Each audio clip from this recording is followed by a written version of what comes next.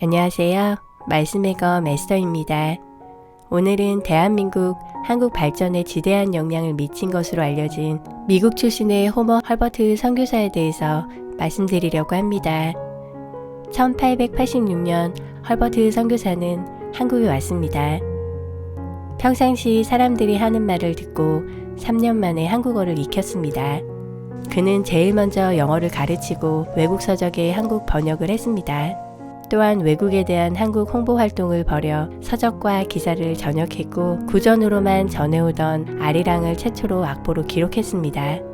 또한 1889년 한국 최초의 세계 지리 교과서 3인 필지라는 책을 썼습니다. 또한 조선에 대한 일제의 압박이 심해지자 고종의 두터운 신임을 얻어 미국 등 서방 강대국과의 외교 업무에도 힘썼습니다. 그는 한국의 자주 독립운동을 적극 지지하고 지원하였으며 1905년에 미국 대통령에게 고종의 밀서를 전달하려고 시도했고 1907년 헤이그 특사 파견을 위한 사전 작업도 유명했습니다. 이런 공로로 3인의 헤이그 특사에 뒤이어 헐버트 선교사는 제4의 특사로 불리기도 했습니다. 1906년 헐버트 선교사는 조선과 수교한 미국과 9개국 국가 원수에게 1906년 6월 22일자로 된 을사조약이 무효라는 친서를 전달하기도 했습니다. 이같이 헐버트 선교사는 우리나라에게 큰 도움을 주었습니다.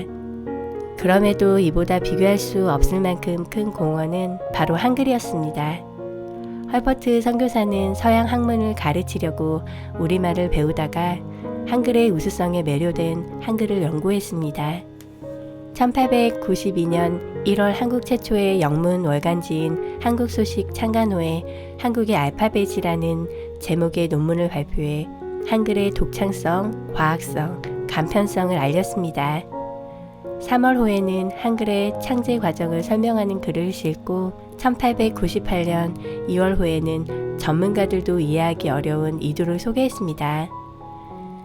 아래아를 없애고 띄어쓰기를 도입하고자 주장하는 등 한글 맞춤법 정비에도 이바지했습니다.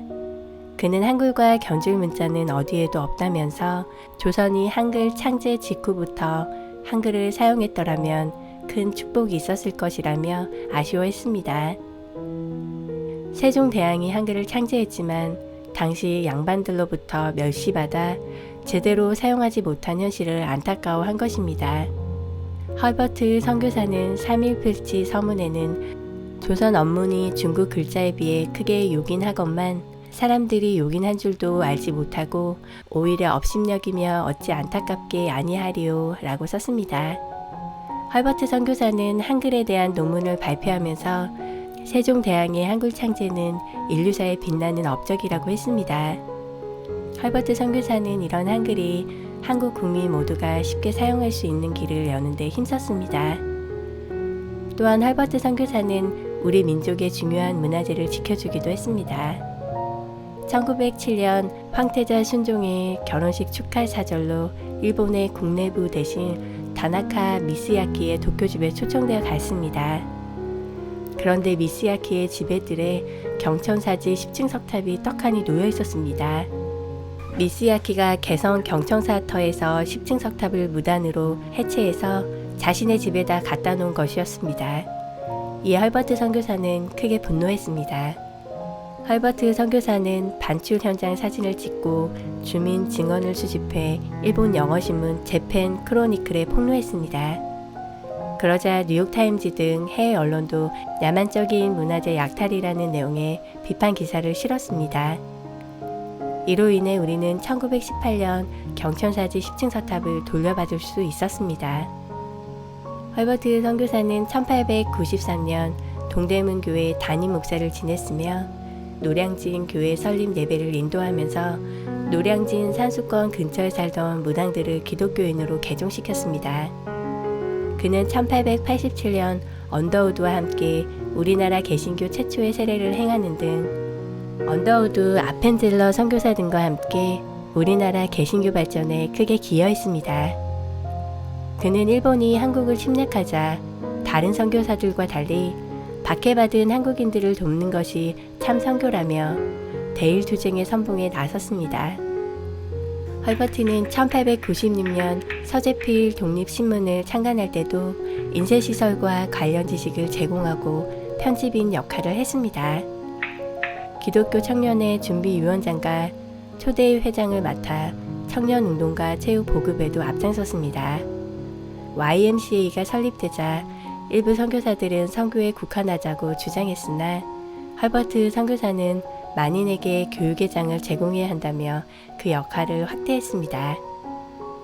1907년 헤이그 만국 평화회의 특사 파견 이후 일제의 박해와 헐버트 선교사는 미국으로 돌아가야 했습니다.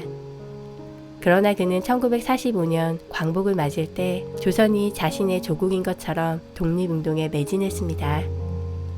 안중근 의사는 위신 감옥에서 일본 경찰이 헐버트에 간에 묻자 한국인이라면 하루도 잊어서는 안 되는 인물이라고 말했습니다.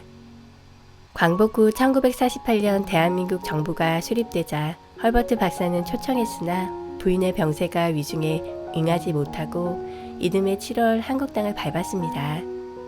하지만 일주일 만에 청량리 위생병원에서 서거했습니다.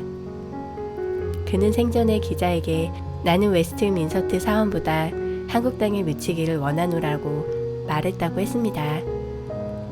한국인보다 한국을 더 사랑했다고 평가받은 헐버트 선교사는 우리 민족을 위해 독립운동을 해주고 한글을 널리 사용할 수 있게 해주었습니다. 그리고 기독교 복음이 이 땅에 뿌리내리게 해주었습니다. 그는 하나님께서 보낸 선물이었습니다. 오늘도 주님 안에서 복된 하루 보내세요. 사랑하고 축복합니다.